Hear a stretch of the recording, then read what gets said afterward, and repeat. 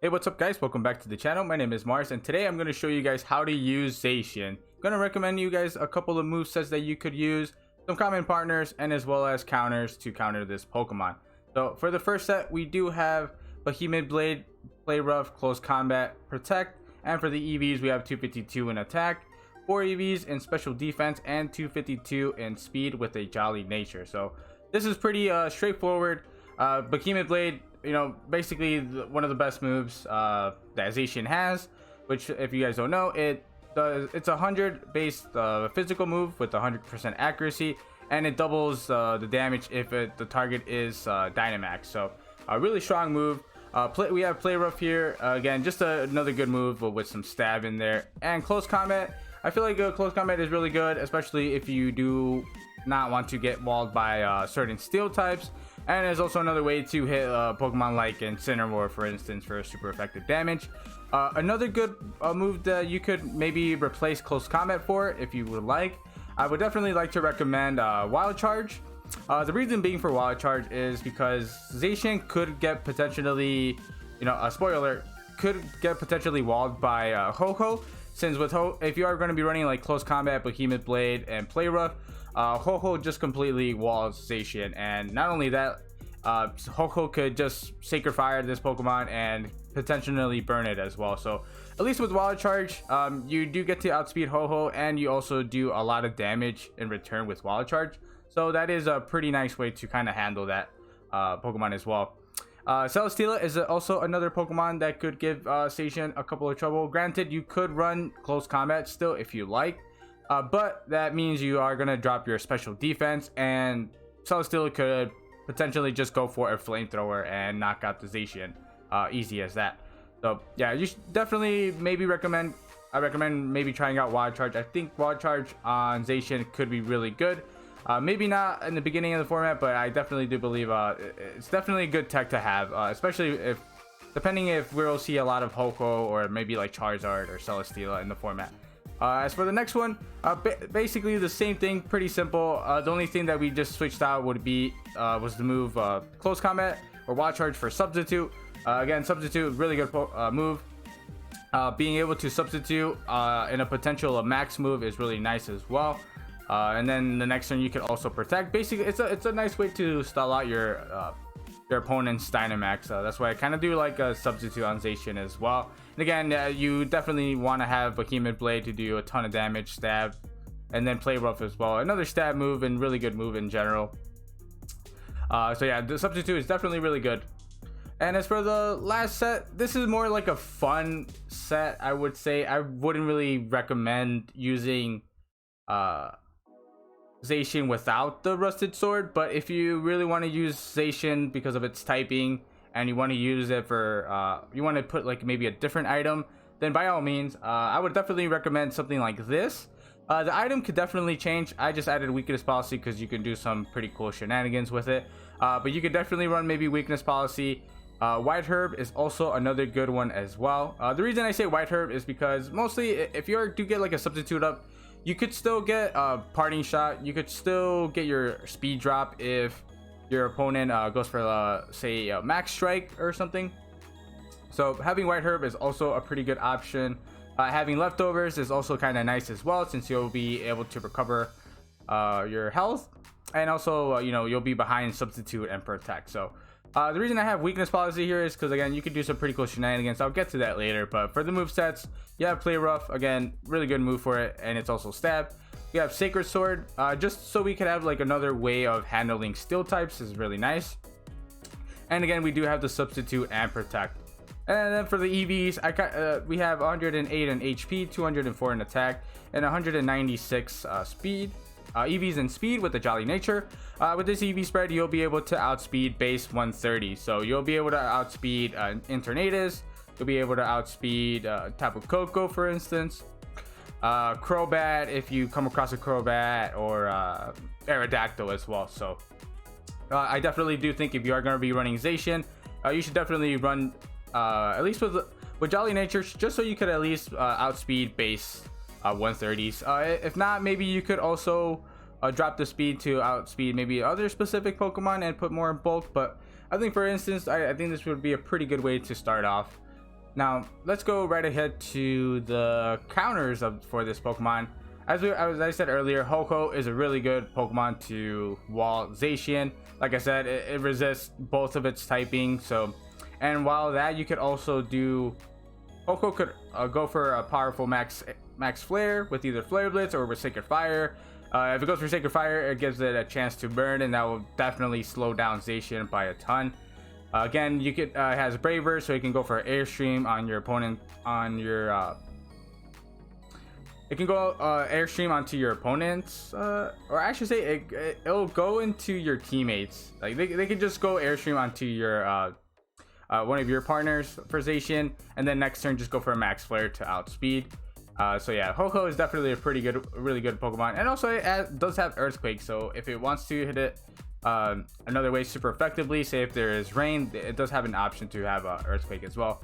Same as Charizard, another good Pokemon. I definitely do think Charizard might pick up a little bit of usage, just because I feel like Charizard is a better partner with Groudon, since Groudon does help a little bit more in the weaknesses to Charizard, since Charizard is weak to Rock and Electric.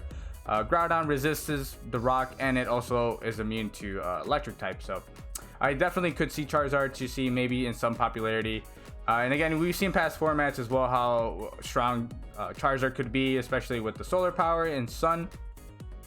And as well, so, and it also does get access to Scorching Sand. So it does have another way of hitting Zacian for super effective damage as well. So Charizard, again, another good one. Celesteela, again, completely walls his Mon, unless it is carrying Wild Charge. Like I said, a Wild Charge would definitely help against this matchup a little bit more, or at least have a partner with electric typing, or either electric move as well. Again, for Celesteela is really good because it could just go for max Steel Spikes and start boosting its defense. It also does get access to Flamethrower as well. After it could also potentially outspeed Zacian after a couple of Airstreams too.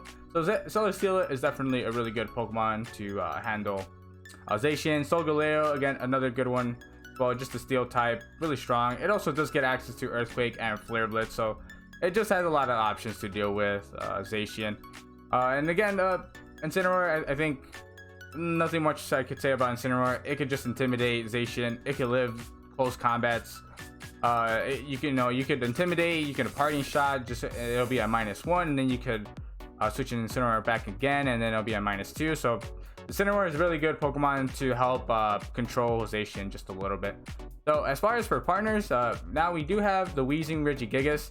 So Zacian, to me, I think it's pretty obvious. Zacian is a good Pokemon that will benefit in a team that already has a Pokemon to Dynamax. So for instance, in Regigigas teams, majority of the time you're always gonna Dynamax Regigigas, and having like Zacian in the back is also really good. So yeah, so basically just to kind of clean up anything that Regigigas couldn't clean up, and especially with how fast Zacian is, with the speed of what's the speed, 148. So after a couple, even going for a couple of max strikes, like this thing is just outspeeding like everything.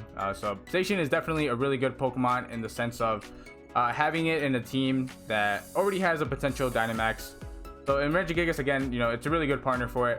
Again, Weezing is also really good, just because you could, you could of course negate the abilities of your opponent, but not only that, you could do the cool combo where you lead Zacian and it gets the +1 attack. You can switch in Weezing and then switch it out, and it would get another attack boost. So you could potentially keep on getting attack boost and attack boost for Zacian if you keep on switching out your Weezing pretty comfortably.